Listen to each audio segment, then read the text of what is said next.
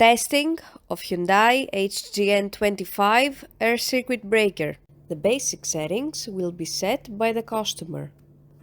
For testing, we add a 220 volt AC power supply. At first, we trip the breaker manually.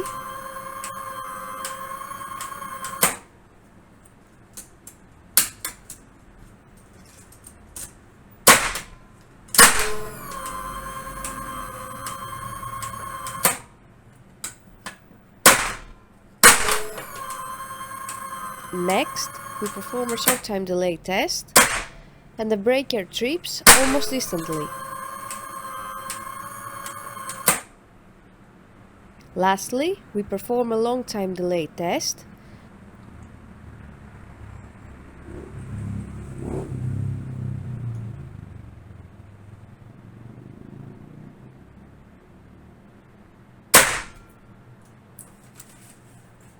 It is now clear that the air circuit breaker is working successfully and is ready to be delivered to the customer.